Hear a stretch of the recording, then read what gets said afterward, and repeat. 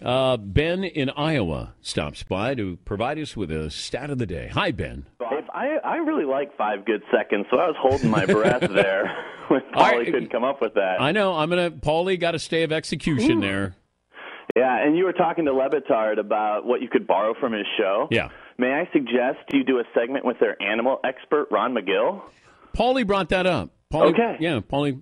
But you got to have animals in studio, though. I remember, like Johnny Carson would always have those animals in studio, and in Letterman, it just made for a better segment. So if we could get like an elephant or a tiger in here, that would be fun. That's good. That's good. Well, I'm going to present to you the first NBA stat of the day of the newborn season. We're going to go burgundy style with it. All right, Seton. Stat of the day, stat of the day, tap, tap, stat of the day, stat of the day. Here comes that what? Stat of the day. 2, 3, 4. Stop. The Rockets are the first team in NBA history to score at least 100 points and allow fewer than 100 points in each of its first 5 games of a season. Stat of the day, stat of the day, tap, tap, stat of the day, stat of the day. Here comes that what? Stat of the day. Stop. Well done, Benny. Well done. That's a tutorial for those who would like to do stat of the day. He's the Nick Wallenda of stats of the day. We have a situation, trying to be objective here.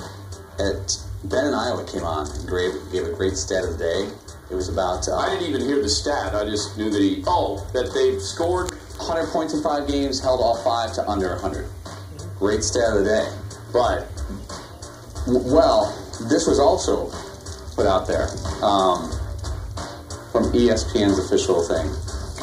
The Rockets are the first team to ever score 100 points and hold teams under 100 in the first 5 games of the season. 2 days, can you go over that, please? Yeah. We checked the timeline on these things. 2 days, can you go over that so we can see that? Thank you. Yeah. No way. At 10:28 p.m. a.m. Eastern, Ben and Iowa dropped the stat of the day. At 10:31 a.m. Eastern, ESPN tweeted that out. Ben Adam. Is this necessarily a violation? It is not necessarily an accusation or violation or anything. But it is a major coincidence. But you got to get the stats from somewhere. We know Ben's not diving into the books. We don't know that Ben didn't hear this on ESPN and I'll just present it on our show in a more entertaining fashion. But ESPN presented it after Ben did. I'm just laying out the facts of the case. I see. Do you see what we're doing here, brother? I have my timer. But they obviously both got it from the same place, from somebody else. Okay.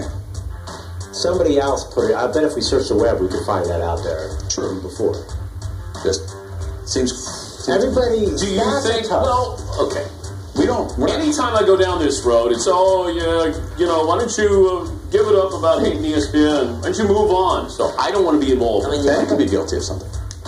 I know, but I don't want to be. Okay, Seton. Just presenting a story.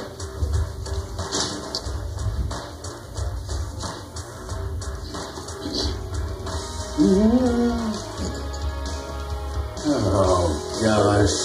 Lay over there. We don't have to talk about it. Got a play of the day, Seton?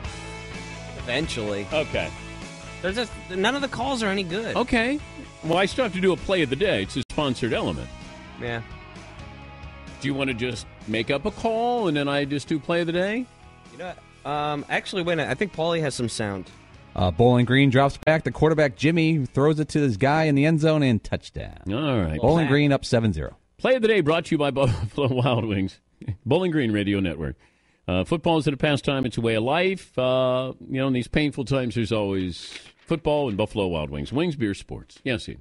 Paul Pap's Radio Network. Oh, is that what that was? Well done, Paulie. All right.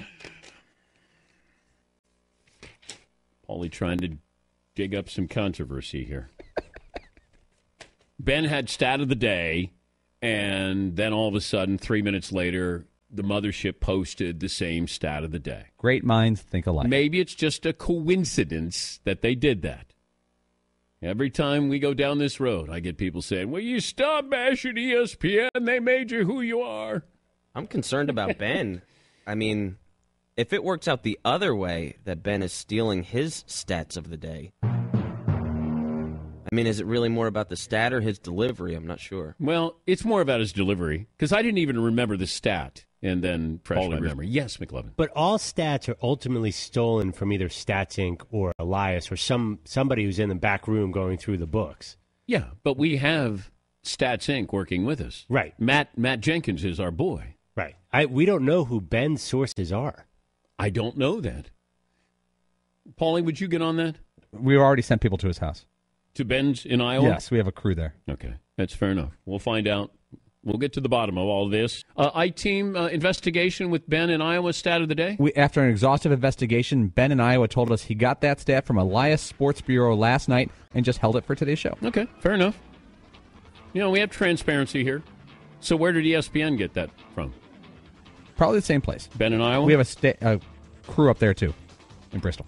Archie Manning, who was on the college football playoff selection committee, he'll join us coming up next hour. More of your phone calls as well. 2 hours in the books, 1 to go. Dan and the Danettes, Dan Patrick Show.